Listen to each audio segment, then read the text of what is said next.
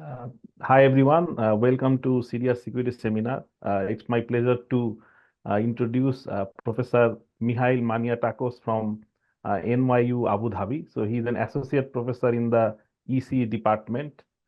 He leads the MoMA laboratory. He's the director of the lab, and he does research on privacy preserving computation and industrial control system security, which is funded by both US and UAE government. So it will be really exciting talk. So, Professor Maniatakos, please go ahead. Thank you, Mtias, for the very nice introduction, and thank you for having me again. Very happy to talk about my work. Let me share my screen slowly. We did some test that was not optimal. I still get boxes blocking stuff, but I think we can, once we delete that, that should be okay. Sharing. Mike, we're okay, right? Yep, No, looks good.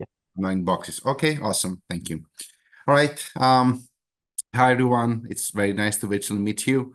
My name is Michalis Maniatakos. I'll be talking about industrial control system security, focusing on the supply chain, and we'll discuss some of the work we've been doing in my lab the last couple of years.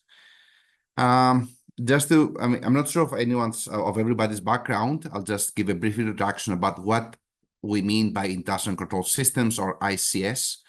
ICS, you can think of them as systems, as the name implies, they control some part of an industrial process. They're systems that, even when they're digitized and computerized, they're not exactly the electronics we have in our computers. They're hardened electronics. They can withstand typically much higher temperatures or lower temperatures and voltages. And their main objective is to interface with the real world. I'll be using the term PLC a lot. That stands for Programmable Logic Controller, and SCADA systems. I mean, these are terms we see as examples of industrial control systems. And typically, ICS are, as the name implies, are associated with industry, but they're major components of critical infrastructure.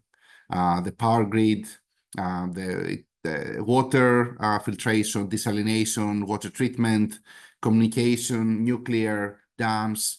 There are a lot of critical infrastructure components, and these devices are fundamental components of them. The reason I'm bringing this up is that, apparently, in case something goes wrong with these systems, the effects can be significant. I mean, there's some examples here, but the point I'm trying to make is that robustness of controls of ICS, of industrial control systems, is extremely critical for safety. In the title, I did, though, use the term modern ICS, right? And by the term modern, I'm trying to convey the recent transition we've been experiencing from, you see on the left side of the slide, like mainly electromechanical relays, to something that looks like a computer that has input and outputs that may come from the analog world, but they become digital, being processed in a digital way within some kind of a computerized device that nowadays is microprocessor based and has regular operating systems. So what we've been experiencing is that modern industrial control systems evolve into regular computers like the ones we have in front of us. They have third-party system on chip like the Texas Instrument or Qualcomm. Operating systems, we've seen a lot of Linux showing up, and I have some examples coming up, and a lot of remote connections, because part of the appeal of these control systems, the modern ones, is that they can offer you a lot of opportunities to connect, and they can help with remote control, maintenance, debugging, and anything that you don't have to physically go to the location anymore. The table here on the bottom left, on the bottom right, shows some work we did recently. We bought a few PLC devices. Some device we bought, some we just found the firmware online, and we start dissecting the firmware and try to understand what's inside. The vendors here, the Schneider Electric, Siemens, Wago, ABB, they get the big pie of industrial control system. There are, of course, many more. And we took a lot of variants of these ICS devices. And as you can see on the right side, we see a lot of Linux components, right? Siemens has some OpenBSD, some Debian Linux, like some of its PLCs. Wago has straight up Linux. ABB uses Yocto. Some Siemens devices also use Yocto, and VxWorks, we see it in Schneider Electric devices. And I'm very confident that if we try to do more, we'll find more and more of these operating system based PLCs and ICS.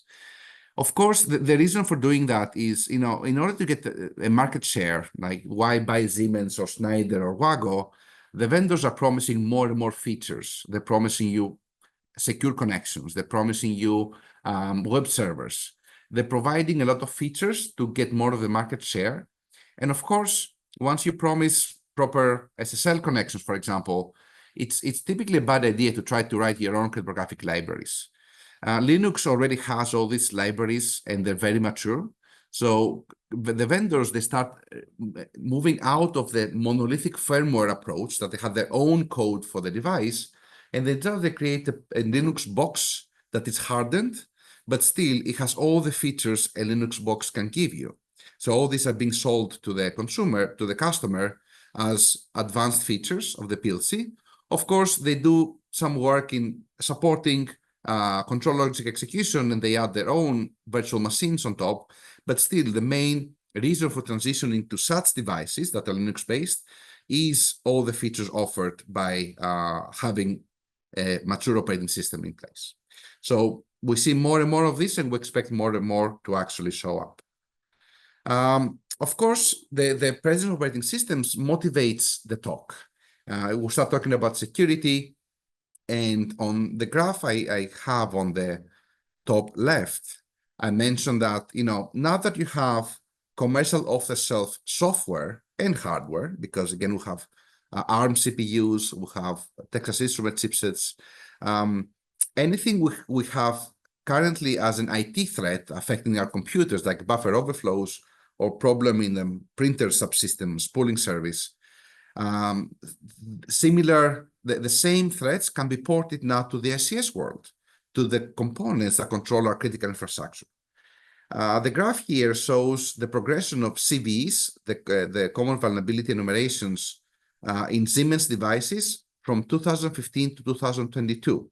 You can see there has been an increase over the numbers discovered.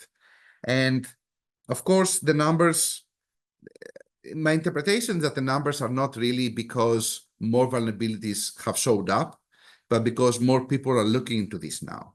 And also there are many more Siemens products with operating systems. So here you see 2021, we're talking about around 250 CVEs for Siemens devices and 350 in 2022. These numbers are very big for critical infrastructure. So one problem is that we have, again, vulnerabilities we have regularly see in the IT world. Now we can port them as is to the ICS OT space. At the same time, another issue that amplifies the need for security is we have a lot of more connectivity to such systems. I have a slide on the bottom left from Dragos. That's a company working a lot on ICS security. They published a report a couple of years ago, and they mentioned that from the networks they've been observing, over the 90% of the networks, they have some remote access to the environments. Remote access, with COVID, after COVID, remote access became more of a norm. But even before that, remote access was very common, for example, for remote locations. If you had like a substation that's 100 miles away, you want to be able to control some part of it remotely, or remote access given to vendors for maintenance.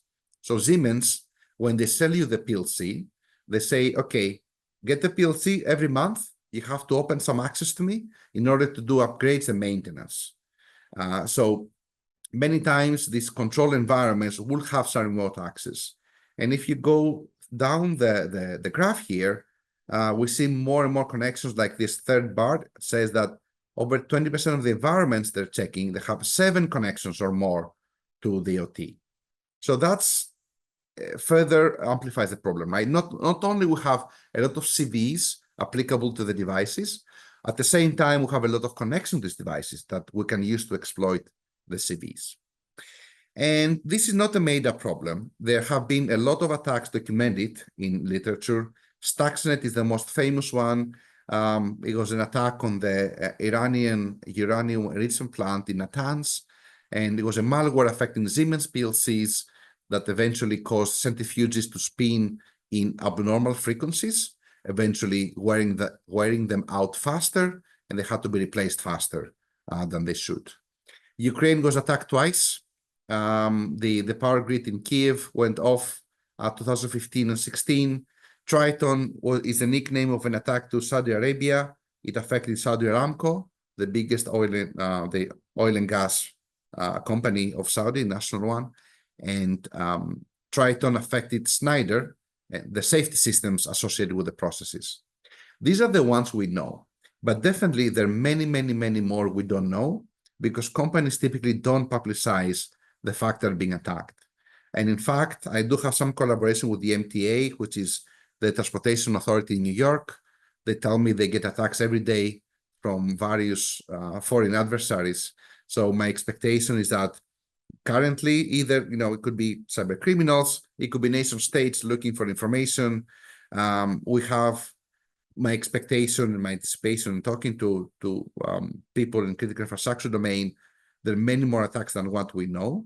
And that's why this slide is trying to motivate why we're focusing on security of modern ICS. So I'll try to give you the computational stack that appears in modern ICS. And some things I mentioned already, but now I'm trying to bring it into some more technical level after we finish the motivation. I hope I convinced you why we need to do this work. I mentioned the hardware and the software, the operating system are commercial of itself, right? The hardware can be an ARM processor with standard chipsets, standard memories, standard network controllers, everything we've seen in mobile phones or standard embedded devices. Linux is on top. Typically, it's a real-time variant of Linux. The RT preempt patch is applied. So you have a real-time Linux running, but other than the real-time component, it is vanilla Linux in the backend and various distributions we observed in different PLCs. On top of that, though, this is where the vendors starting putting their own code, right? Because the PLC at the end, the ICS device has to perform some control. And this control, typically, there's some sensing happening. The control takes account the sensor value and produce some actuation. The actuation can be opening a valve or raising temperature, like increasing the fire. And then the environment, of course, reacts to the actuation. And then you sense again, you control, you actuate, and it's a control loop. That's a standard control loop. So what the vendors are doing on top of the commercial off-the-shelf hardware and software, they have their own proprietary runtime. This runtime, you can think of it as a system on a system. It's kind of a mega process that overtakes the whole operating system, the whole system itself, and it has its own threads associated with it that is now a mix of open source and proprietary components. So what I marked as green is open source. What I mark as orange, or whatever color that is, it is the proprietary components. And to go through a few, for example, look at this control binary, right? I mentioned that the main logic, the main task of a PLC is to control, to read an input and produce some actuation. That is being described using some language, a PLC programming language. These are not a standard languages like C++ and Java, but they're specific engineering programming languages like ladder logic, function block diagram, and structured text. I have some examples in the next slide. And these are used to program some logic, you compile it, and you have a binary running on the PLC.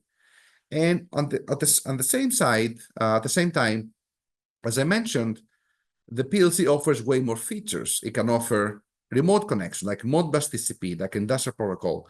It can offer logging. Log4j, actually, many of you are familiar with this problem, right? Log4j, the vulnerability that was affected a lot of computers around the world, actually affected also the ICS world, because many PLCs had the Log4j package installed and in use.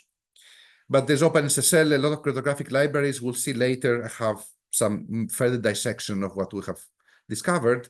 But here what I'm trying to motivate is that the same system mixes the two, right? It mixes proprietary and mixes open source. That creates an extra problem for us because open source, you approach it a bit differently. It's like white box. You can do fuzzing much more easily. Proprietary, on the other side, it's much harder to understand the security because you don't have the source code as an independent entity trying to understand security, but still both exist in the same system. And we're trying to somehow understand security. So the commercial off-the-shelf software and hardware, right? The idea is that it's a great idea, right? Siemens does not have to recreate whatever OpenSSL offers, right? So what we ended up doing is we took OpenSSL as an example, and we tried to see the versions that have appeared over the PLCs.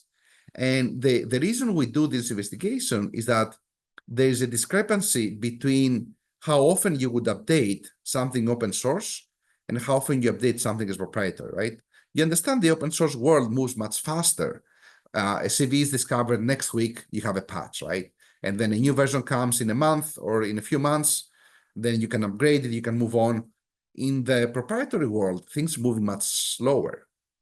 A firmware version may take years to appear, an upgrade may also take years to show up. So even though you're using the same components in the same, this mix of components in the same system, the way they're being discovered, vulnerabilities are discovered and things are updated are very different. And this is an example here. So with the solid lines, we have the 5 OpenSSL versions from an older one, 0.9.8, all the way up to 1.1.1. It was, at the time, it was last year, we're doing this investigation. And you can see the progress of the, that's 0.9.8.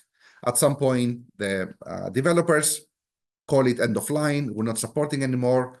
If you want to move further, just move to the next version. Next version has its end of line 2017. 1.0.2 end of line 2020. We're currently with a version 1.1.1. I'm not sure if there's something newer now. The graph is 1 year old.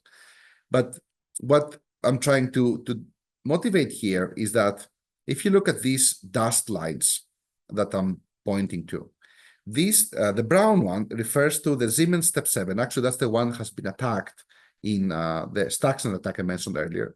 The Step 7 Siemens, they actually included the version of OpenSSL 0.9.8 after its end of line. Of course, this is not because Siemens is an incompetent company and they don't know what they're doing. It's because for this firmware to be generated, it has been tested for years. And their compatibilities with the other components in place. And it's not easy to just say, okay, I'm going to upgrade this library because a newer version is in place. You cannot risk it. You cannot risk any problems, even slight malfunctions can be catastrophic in the ICS world. So that version was first included in the Step 7 in 2017, a year after its end of line.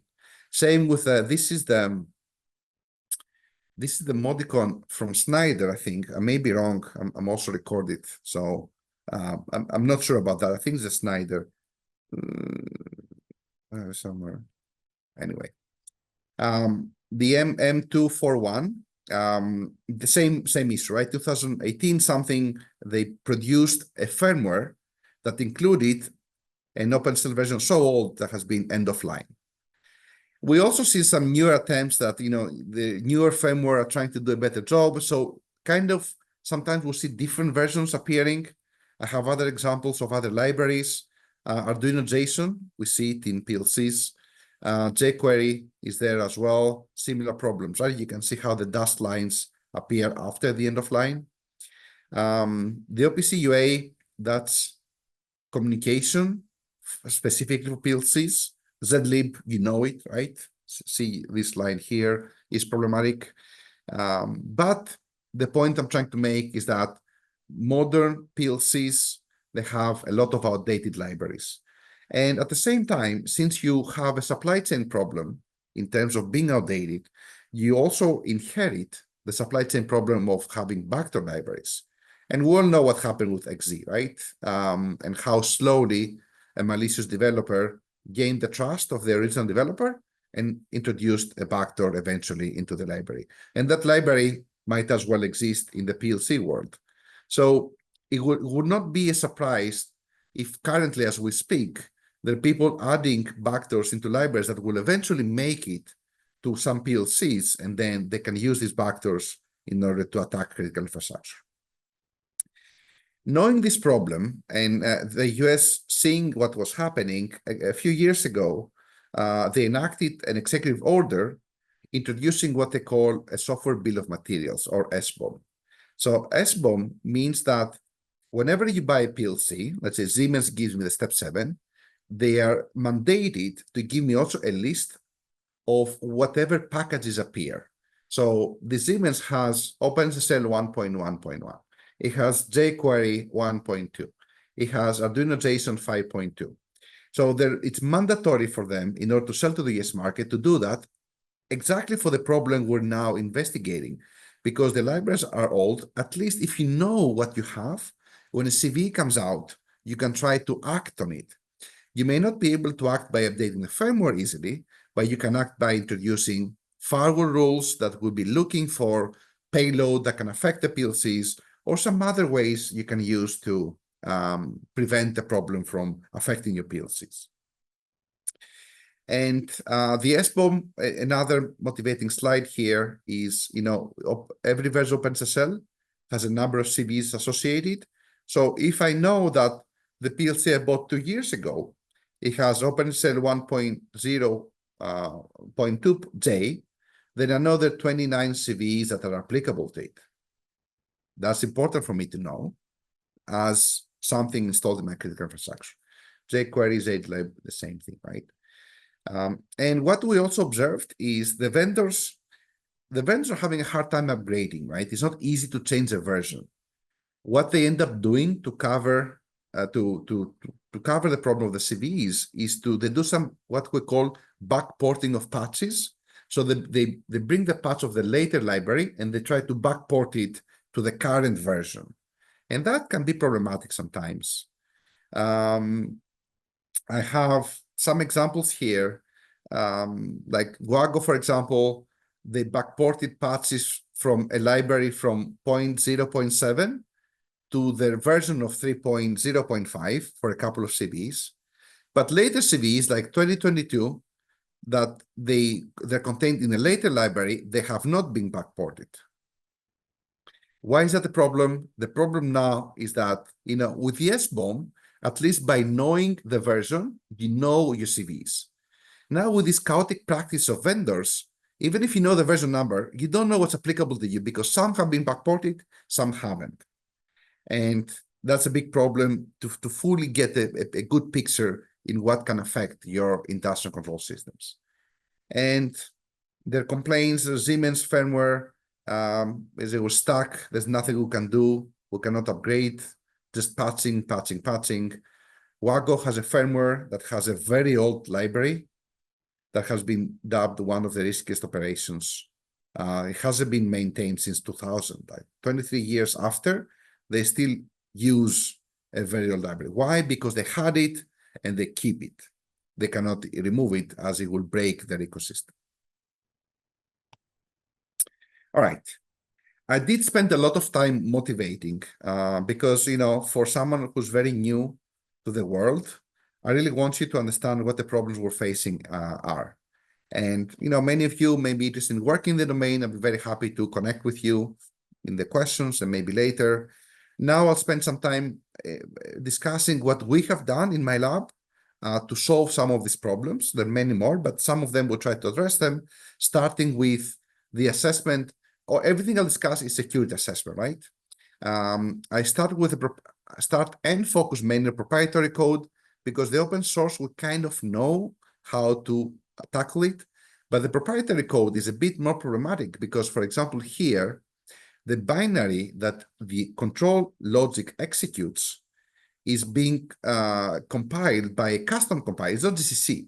It's a proprietary custom compiler, and the language used to compile from is not a standard C++ language, but it is a PLC programming language. So if you were to fuzz, for example, do fuzzing, we can't fuzz because we don't know what the compiler does. The language is not supported, and then the binary is not an executable binary, actually.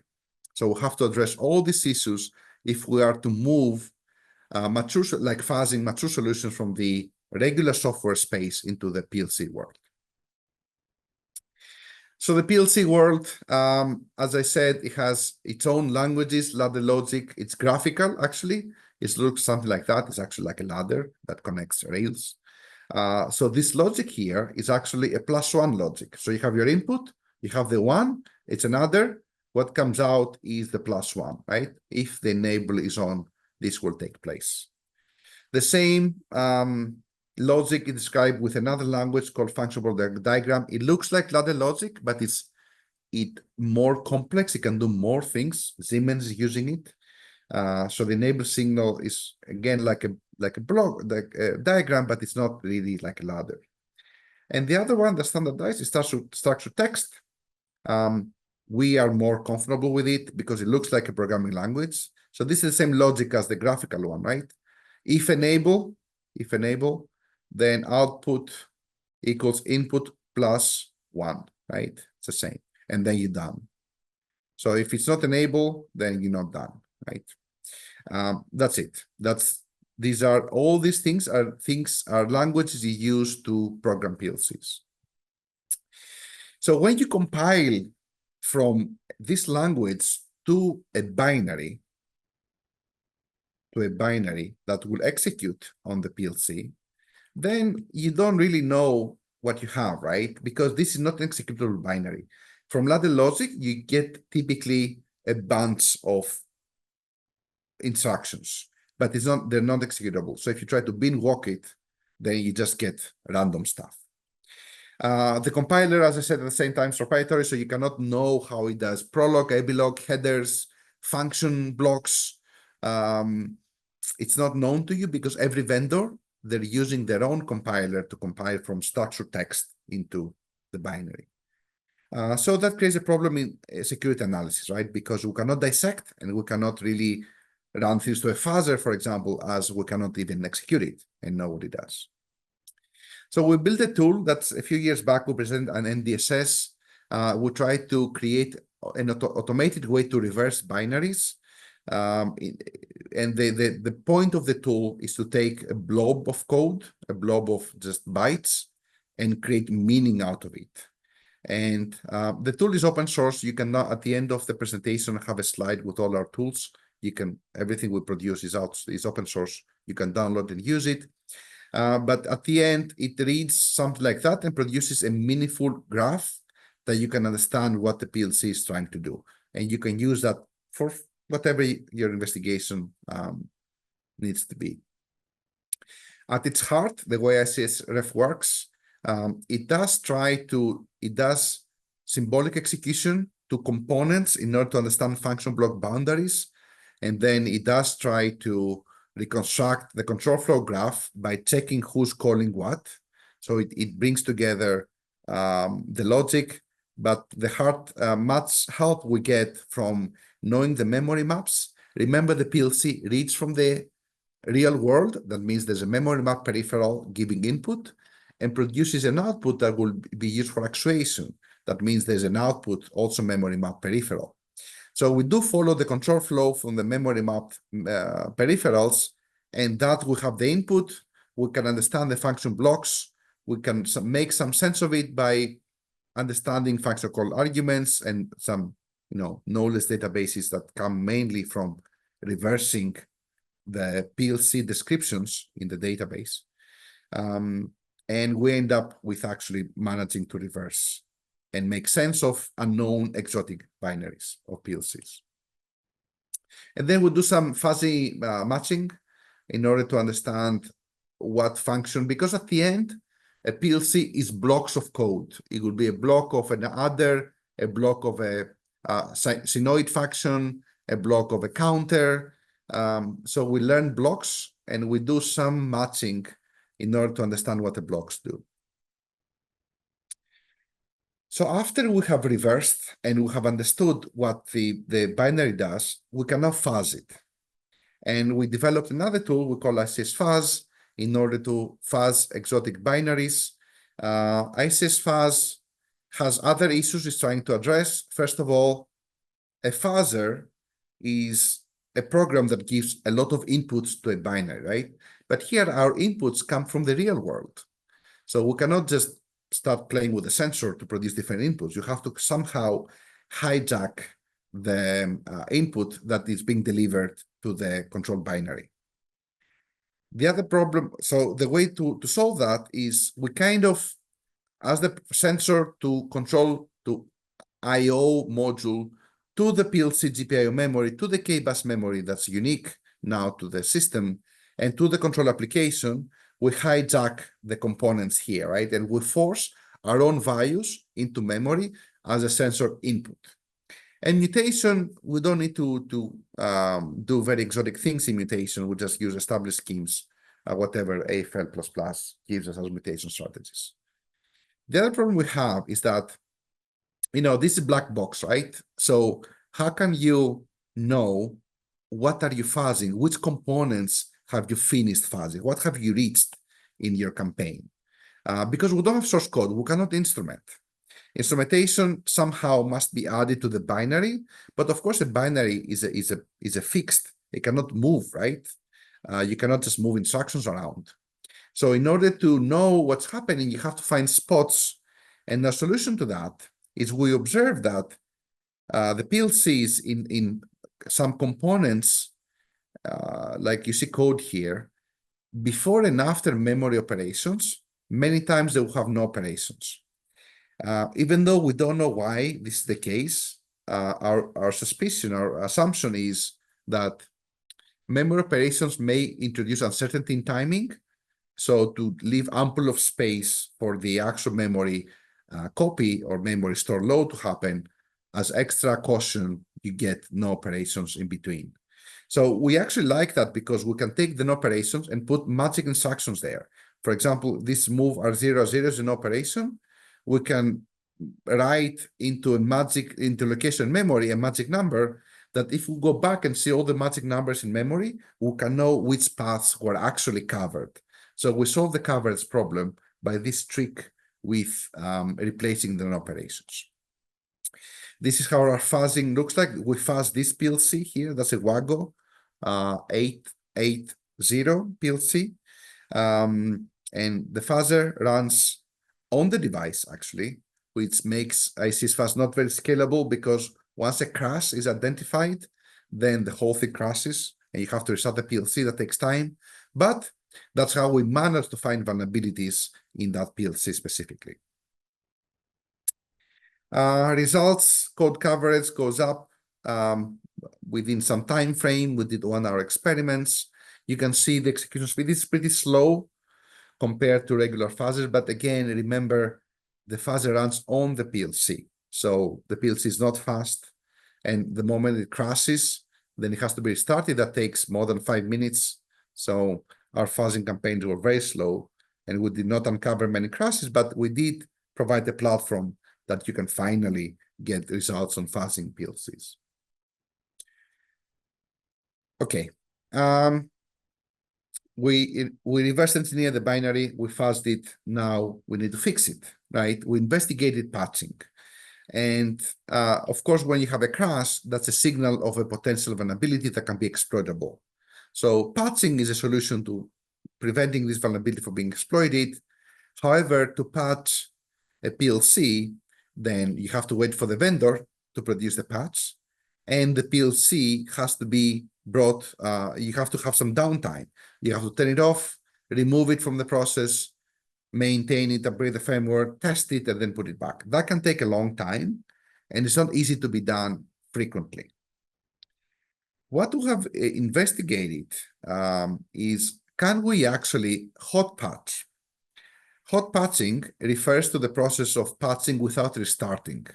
And it has been investigating a lot in the context of mobile phones because people don't like restarting.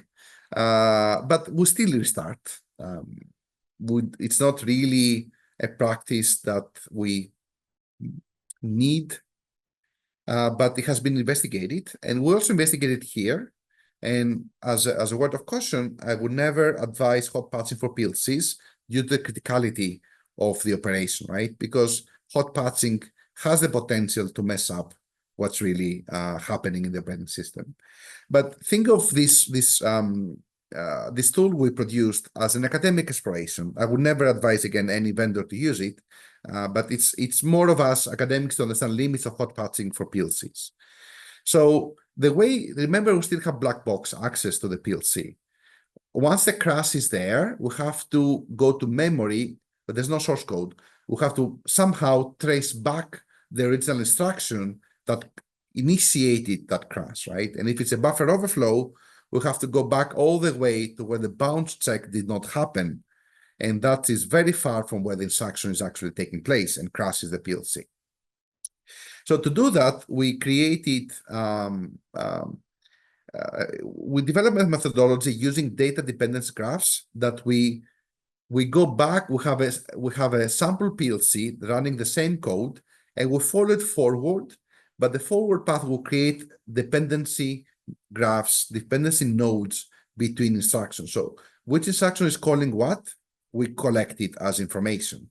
So the moment we know which instruction at the end, the final instruction that will crash, we can go back and investigate which instruction was the one that we need to change. And when we find the one that needs to be patched, or whatever the patch is going to be, we have patches for specific things we're investigating. You have to, this is the standard trampoline process that you move one instruction out somewhere else, and then you put back your patching code in place. And we use an address table as an offset to a new location in this case. It's a time. So I won't go into much detail about the architecture of ICS patch. You can find information in the paper. Pretty much it needs a PLC that actually crashes and a PLC that we use for testing. And it compares what's happening and tries to create a patch and send it. The patches are based, the vulnerabilities have been detected based on rules. For example, like an out-of-bounds write is being detected while we execute the code if the right address is above the stack and is below the text, the code. So by having those rules in place, then we can detect what the problem was and we can try to create a patch for it. We tried, these are all synthetic benchmarks. We took some processes and we added our own vulnerabilities based on some weakness enumeration class, out-of-bounds read, out-of-bounds write. There is, there it is, OS command injection as well. These are the 4 out of the 5 most famous ones. The other one is cross-site scripting, but it's not affecting PLCs. And you can see for the different benchmarks we developed, how much time to localize the vulnerability, to generate the patch, verify the patch, and deploy it. Deployment is copying to the PLC. There's a critical sector here that is actually when we change the code, we replace the assembly instructions in order to redirect to the patch code. And I mark it here, and we'll try to minimize that, because if that is messed up, then you mess up the whole execution. But we take as many precautions as we can. We make it short. We make it non-preemptable. We disable interrupts. It's a loadable kernel module. So we maximize the chances of success. Still, we're talking about assembly code change. So that is a dangerous operation to be performed, and given the criticality of PLCs, a non-advisable one. So that kind of completes what we're trying to do with controlled binary security, right? We did some investigation also to other proprietary components that exist in runtime, but they're not the exotic binaries, but the regular GCC compiled code like Modbus code or other code that the runtime executes. But it is proprietary. So the compiler is not exotic and the language is not exotic, but the code is not known to us. It's a black box evaluation of PLC components.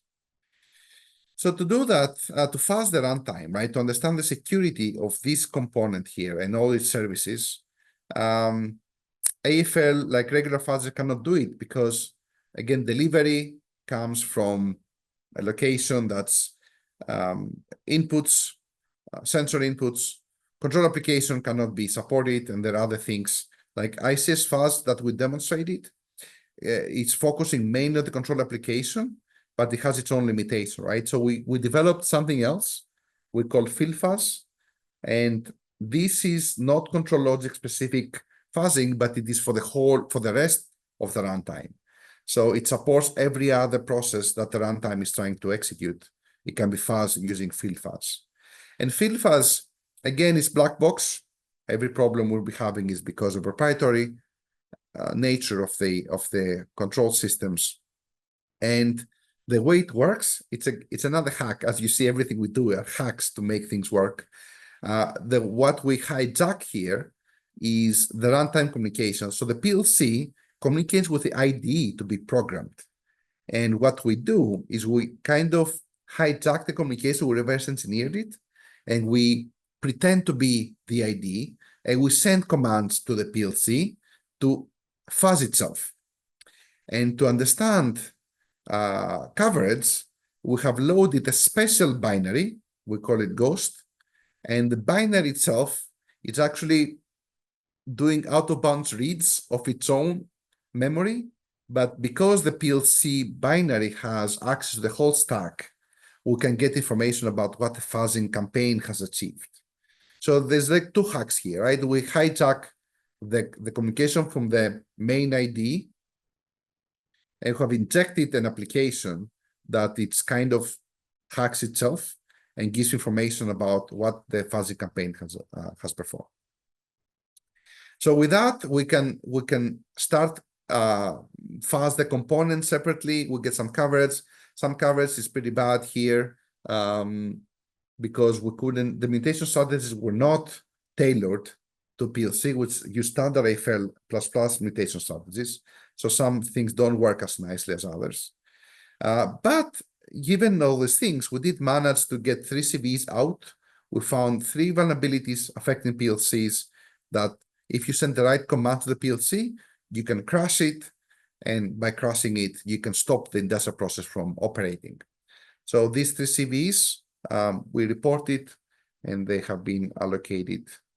This one is dangerous. Even after reboot, the PLC is not responding. There's a permanent damage to it. So we executed tests comparing to ICSFuzz and FieldFuzz from before. ICSFuzz and standard AFL. So you see here the comparison. The FieldFuzz, this solution is much faster because it runs on a computer, not on the PLC. So fuzzing can happen much faster. And also it can scale up. You can have many virtual machines or many computers fuzzing. While ICSFuzz, you need the PLC, and you can only fuzz one PLC if you have one PLC. All right. I think we're close to time. I'll conclude here. So the main takeaways of this talk is that the modern PLC world is mixing proprietary and open source components, right? It makes it a bit challenging for us to understand the security. In the open source world, vulnerabilities are discovered quickly and they're patched quickly. But when these are included in the PLCs, the patches are slow and the updates are slow. So we have some problem here, some discrepancy between the two. At the same time, we have these custom patching techniques I described that we see many vendors employing, and it gives us a further headache that even if you know the version of the library, you don't know the applicable vulnerabilities because some may have been backported, some may have not. And you don't know if this custom backporting introducing more problems actually than what it solves. The proprietary code that also exists in PLCs, nobody looks at it, right? I mean, because it's black box, you cannot evaluate it. So if a vulnerability is discovered, the vulnerabilities are discovered in a much slower pace. But if they're discovered by an adversary, by a nation state, then they stay because there are not many eyes looking at them, right? So you can have the same vulnerability being exploited by a nation state for 5 years. And that can be problematic because nation states are looking into finding these vulnerabilities and adding them to their ammunition. So what do we need solutions for and future research? Well, improving vulnerability discovery of proprietary tool chains. I described a lot of components, but many of them are hacks, right? There's no other way to access many of these things. Improvement on that can get us a long way. Many of the also results I showed are not perfect either. So other ways, methodologies are welcome in improving a landscape.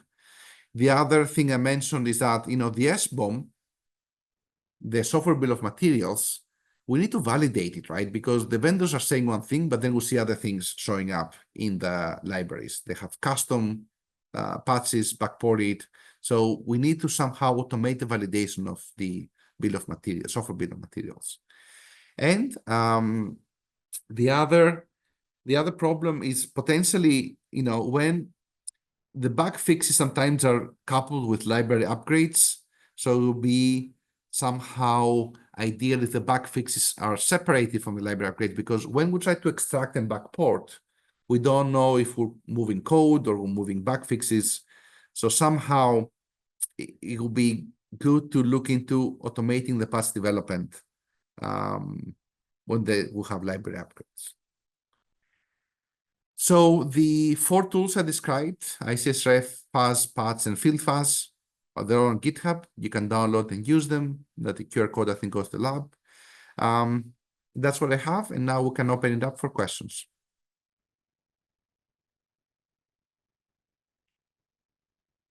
Thank you, Mikhail, for the really nice talk. Folks, if you guys have any questions, you can put it in the Q&A chat. Yeah, I think in the meantime, I can get started. So I have one broad question for you. So I think the students really are interested in this area because we are using this a lot. So with the advancement of large language models, ChatGPT, how are you anticipating the landscape of industrial control systems research will change over the years? So, well, 2 things, right? Well, before we go to LLMs, a question I get is AI before LLMs, right? Machine learning. And machine learning as a defense is very problematic in this domain. It needs resources, and these PLCs typically do not have resources to run something on the PLC. And second, PLCs cannot really afford false positives, because if you have 90% accuracy, that's tremendously problematic. If 10% of the time you have to turn off the PLC because of an imaginary attack, right? So ML solutions don't show up a lot in the PLCs. We see ML solutions showing up in industrial firewalls where traffic is being blocked, but the industrial firewalls are not part of the internal process. They're in between IT and OT. So you see machine learning solutions appearing at the periphery of the PLC world, of the operation technology ecosystem, but not internally, again, because of false positives, false negatives, and resource needed. And also data sets. It's very hard to produce solutions. We don't have many attacks. We don't have many data sets we can use for providing solutions. So not much is done, and not much will be done in ML support for PLC security in runtime. But for discovery of vulnerabilities, of course, the sky is the limit, right? We've seen large language models decompiling, even though they don't know much about structured text. Still, we try to produce structured text through ChatGPT. It actually knows it. It knows ladder logic as well, but of course, it doesn't know it as well as C++. So the compilation and reverse engineering can be helped by LLMs now. So in the offline analysis of ICS binaries, LLMs can help us a lot. Same with machine learning solutions. But online, real-time, dynamic intrusion detection or malware detection, that's probably not going to happen in the next few years or maybe ever. Yeah, thank you. Yeah, that is really insightful. We need to understand where ML works, where ML doesn't work, because there is a overall like theme to put everything into ML, but we have to know the boundaries. So that's really insightful. So we have a question from a student, Kazi. He is asking, can we use some rankings like CVSS and EPSS to prioritize which CVs are most severe and has the highest likelihood of being exploited, and patch them in that order? That's an excellent question, Kazi. That's actually exactly what's happening. At the end, security is a risk management approach, right? You cannot measure security. You cannot say I'm 95% secure, right? It's an approach, it's a strategy. And what you end up doing in the ICS world, you try to do a risk assessment, find your risks, find the likelihood, find the impact, and then prioritize and fix a portion of them. And exactly what you describe is happening when talking about CVs. You will typically rank them by criticality, and you will rank them by, even though the CVSS score hides internally criticality in terms of network or physical access, right? If it's network access, you have higher CVSS score. So ranking by criticality by itself gives you exactly what you say, right? I fix the top ones. The problem is that even if you do that, if you rank them, fixing them is not easy. It's not uncommon to see PLCs running with vulnerabilities for years because it's much easier to do that than upgrading them. And it's typically okay because it's very hard for an attacker to get carefully crafted payload to a PLC input. So the operators know that, and they say it's okay to stay with the vulnerabilities because fixing them may be more risky than the risk I have to maintain and keep the vulnerability exploitable.